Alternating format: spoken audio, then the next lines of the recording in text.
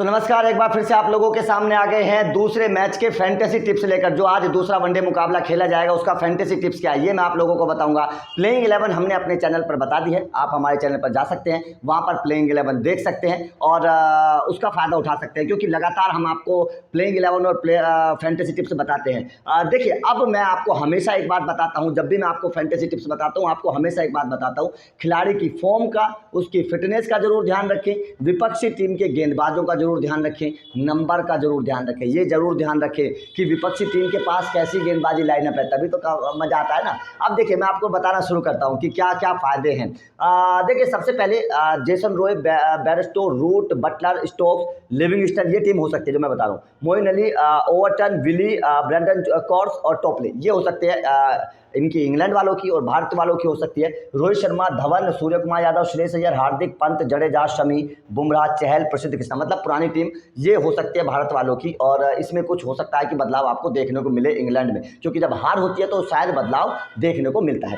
अब मैं आपको बताता हूं कि इसमें किस खिलाड़ी को आप रखें, किसको नहीं रखें। देखिए, जेसन रॉय बिल्कुल भी फॉर्म में नहीं है, दोनों मैचों में सस्ते में आउट हुए, तो आप इनको लेने का रिस्क बिल्कुल मत लीजिए। जेसन रॉय को लेने का रिस्क बिल्कुल मत लीजिए। बेयरस्टो भी उस रंग में नजर नहीं आ रहे हैं, बेयरस्टो भी उस रंग में नजर नहीं आ रहे, लेकिन एक ओपनर ले लेना चाहिए, मेरा ऐसा मानना है। और फॉर्म में है, रन बनाए हैं बेयरस्टो ने, लगातार रन बनाए हैं। तो जो खिलाड़ी फॉर्म में होता है वो कभी भी आ जाता है फॉर्म में, वो कभी भी रन बनाने लगता है। तो बेयरस्टो मेरे हिसाब से बहुत फायदेमंद है। बटलर एक लेने लायक खिलाड़ी हैं, बटलर एक लेने लायक खिलाड़ी, पिछले मैच में भी जूझते हुए नजर आए थे, रन बनाए थे कुछ, तो बटलर को एक ले लेना। बेन स्टोक एक ऐसे खिलाड़ी हैं जो रन भी बना सकते हैं और गेंद से विकेट भी चटका सकते हैं, ये बड़े फायदेमंद खिलाड़ी हैं आपके।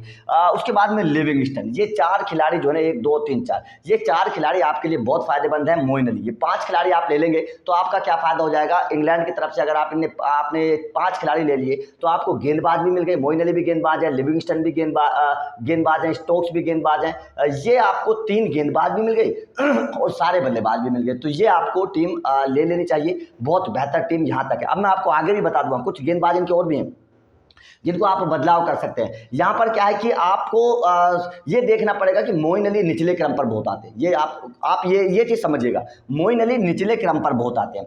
1 2 3 4 5 6 7 6 बल्लेबाज होंगे तब आउट होंगे, तब मोइन अली आएंगे। तो निचले क्रम पर मोइन अली को आप कट करके, क्योंकि निचले क्रम पर बहुत बल्लेबाजी कर रहे हैं तो ज़्यादा बल्लेबाजी का मौका मिलेगा नहीं, मुश्किल से 5-10 गेंदें खेलने को मिलेंगी। तो यहाँ पर आप डेविड विली जैसे खिलाड़ी को ले सकते हो, डेविड विली जैसे, टोपले जैसे खिलाड़ी को ले सकते हो, क्योंकि ये दोनों गेंदबाजी में शुरुआत में आते हैं। यहाँ पर मैं समझाने की कोशिश करता हूँ ताकि आपको नुकसान ना हो, क्योंकि ये दोनों विकेट टेकर गेंदबाज हैं, विली और टोपले, और शुरुआत में गेंदबाजी करने के लिए आते हैं। तो ये गेंदबाजी में आपको मोइन अली से ज़्यादा पॉइंट दे सकते हैं, इसीलिए मैं समझाता हूं, आपका नुकसान ना हो कि आप गेंदबाजों में से भी गेंदबाजों को भी ले, टोपले या विली दोनों में से किसी एक को ले ले, क्योंकि स्टोक्स तो ऊपर आकर गेंदबाजी करेंगे, स्टोक्स भी विकेट टेकर गेंदबाज हैं। लिविंगस्टन पर आप दाव लगा सकते हैं, बल्लेबाज भी आपकी टीम में चाहिए, तो इसलिए इन दोनों में से किसी एक को चुन ले, बहुत बेहतर हो जाएगा, क्योंकि दोनों विकेट टेकर है, विली बल्लेबाजी भी कर लेते हैं। तो इसीलिए ये आपको मैं सुझाव देता हूं। अब मैं भारत की तरफ आता हूं। भारत की तरफ देखिए, रोहित शर्मा फॉर्म में है,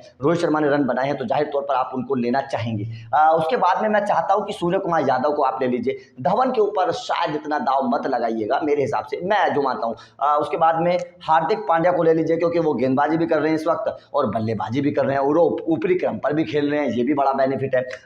उसके बाद में ऋषभ पंत आपको पॉइंट्स दे सकते हैं, विकेट के पीछे भी पॉइंट्स दे सकते हैं और बल्लेबाजी के तौर पर भी पॉइंट दे सकते हैं। दोनों तरफ से ऋषभ पंत आपके लिए फायदेमंद साबित हो सकते हैं। यहां पर मैं आप जाना चाहूंगा मोहम्मद शमी। मैं जडेजा को आपको लेने के लिए इसलिए नहीं बोल रहा हूं क्योंकि जडेजा निचले क्रम पर आ रहे हैं और ज़्यादा मौके जडेजा को नहीं मिलेंगे, इसीलिए मोहम्मद शमी जो स्ट्राइक गेंदबाज हैं, स्ट्राइक गेंदबाज को अगर आप ले लेंगे तो बहुत फायदा होगा आपके लिए, तो मोहम्मद शमी को ले लीजिए। उसके बाद में आप बुमराह को जरूर लेना चाहेंगे मेरे हिसाब से, और स्पिनर के तौर पर मैं चाहता हूं कि एक चहल को आप ले लीजिए तो बहुत बेहतर होगा। तो आपके पास 1 2 3 4 5 6 खिलाड़ी टीम इंडिया की तरफ से हो गए, 5 खिलाड़ी इधर से हो गए, तो आपके पास पूरी 11 खिलाड़ियों की टीम बन गई है। अब मैं आपको बताऊंगा 100% कौन से खिलाड़ी लेने हैं, बाकी खिलाड़ियों को आप इधर उधर कर सकते हैं, ऑप्शनल के तौर पर रख सकते हैं। 100% कौन से खिलाड़ी लेने हैं, देखिए मेरे हिसाब से मुझे ऐसा लगता है कि बटलर को आप 100% लेना, बटलर को 100% लेना। बेन स्टोक कैप्टन है तो 100% लेना, ज़्यादा मैचों में फेल नहीं होंगे, वापसी करने की जरूर कोशिश करेंगे। उसके बाद में मैं चाहता हूं कि डेविड विली को जरूर ले लेना 100%, विकेट टेकर गेंदबाज है, विकेट टेकर गेंदबाज हैं, बेहतर खिलाड़ी हैं। उसके बाद में देखिए मुझे ऐसा लगता है कि जो रूट भी बड़े खिलाड़ी हैं, ज़्यादा मैचों में मतलब गड़बड़ नहीं नहीं करेंगे तो ऑप्शनल के तौर पर मैं आपको बता रहा हूँ जो रूट को आप रख सकते हैं। ऊपर क्रम पर खेलते हैं, अभी रन बनाए हैं टेस्ट सीरीज में, लगातार बहुत बढ़िया फॉर्म में है, तो सुधार करेंगे। हो सकता है कि जो रूट आपको आज रन बनाते हुए नजर आए। तो यहाँ पर आप जो रूट, बटलर, स्टोक और विली, ये 4 खिलाड़ी आपके हो गए 100%। इधर से आप सूर्य कुमार यादव, हार्दिक पांड्या, मोहम्मद शमी और बुमराह, ये 4 खिलाड़ी 100% रख लेना। 4 खिलाड़ी इधर से हो गए, 4 खिलाड़ी इधर से हो गए, 8 खिलाड़ी हो गए। अब आपको लेने हैं 3 खिलाड़ी। जो 3 खिलाड़ी आपको लेने हैं वो मैं आपको समझाता हूँ। देखिए यहाँ पर 3 खिलाड़ी के तौर पर आप शिखर धवन और ऋषभ पंत, दोनों में से किसी एक को चूज कर लीजिए। क्योंकि वैसे आपने यहाँ पर ओपनर के तौर पर नहीं रखा है, तो मेरे हिसाब से यहाँ पर धवन और बेयरस्टो, दोनों में से किसी एक को रख लेना। धवन और बेयरस्टो दोनों में से, क्योंकि एक ओपनर भी हमें अपनी टीम में जरूर चाहिए। ये आप हमेशा टीम बनाते वक्त ध्यान रखें, best opener, best 1 down, best 2nd down, best 3rd down, ये अपनी टीम में रखें दोनों टीमों में से। तो यहाँ पर शिखर धवन और बेयरस्टो, जो आपको बेहतर लगे उसमें से एक खिलाड़ी चुन लेना। तो आपके हो गए खिलाड़ी 9।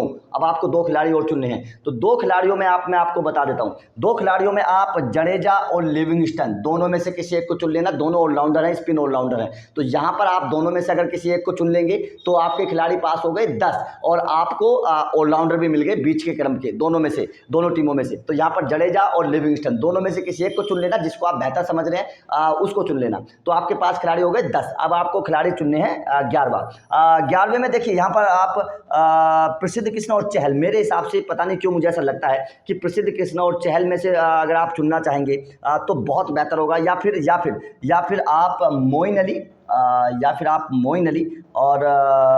मोइन अली और चहल, मेरे हिसाब से मोइन अली और चहल दोनों में से जिसको चुनना चाहते हैं वो बेहतर होगा। क्योंकि चहल भी विकेट ले रहे हैं, 2 विकेट तो कम से कम लेते हैं, तो 50-60 पॉइंट, 70 पॉइंट चहल भी दे रहे हैं। उधर से आप मोइन अली भी 1-8 विकेट लेके चले जाते हैं, तो और रन भी बना देते हैं, तो वो भी 60-70 पॉइंट्स आपको दे सकते हैं। तो यहाँ पर आप मोइन अली और चहल, दोनों में से किसी एक को चुन लेना जो आपको बेहतर लगे, जिसको आपको लगता है कि हाँ ये खिलाड़ी कमाल कर सकता है। तो आपके खिलाड़ी हो जाएंगे पूरे 11। दोबारा से बता देता हूँ, 100% जो रूट को ले लेना, मुझे लगता है कि चलेंगे। बटलर को ले लेना, उसके बाद में स्टोक्स को ले लेना, और उसके बाद में विली को 100% इनकी टीम से ले लेना।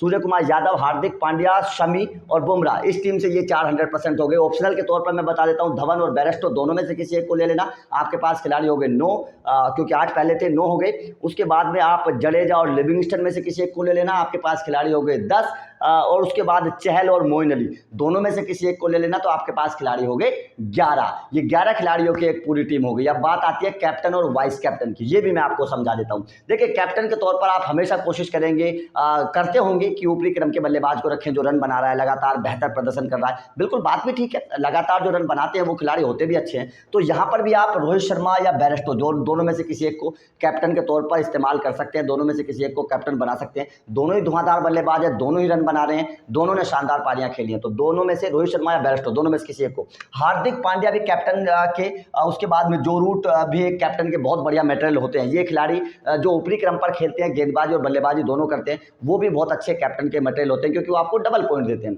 अब यहाँ पर वाइस कैप्टन की बात आती है। वाइस कैप्टन में जो बेन स्टोक आपके बहुत बढ़िया खिलाड़ी हैं, लिविंगस्टन आपके वाइस कैप्टन में अगर आप ले रहे हैं बहुत अच्छे खिलाड़ी हैं। मोइन अली भी वाइस कैप्टन के तौर पर बहुत अच्छे साबित हो सकते हैं।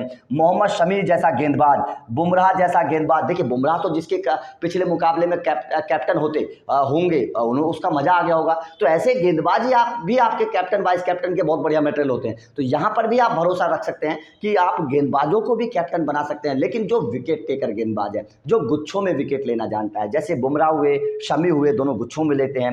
चहल भी गुच्छों में विकेट लेने जानते हैं।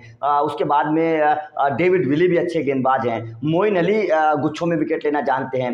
बेन स्टोक भी विकेट लेना जानते हैं। तो ऐसे गेंदबाजों पर भी आप दाव लगा सकते हैं। तो ये एक मेरी टीम थी। आपको टीम कैसी लगी कमेंट करके जरूर बताइएगा। वीडियो को शेयर जरूर कर दे मेरे भाई, ताकि ज़्यादा से ज़्यादा लोगों तक पहुंच जाए। और चैनल को सब्सक्राइब जरूर कर देना, बेल आइकन को प्रेस कर देना, क्योंकि जब भी हम आपके लिए वीडियो लाए आपको जानकारी मिल जाए। Thank you very much.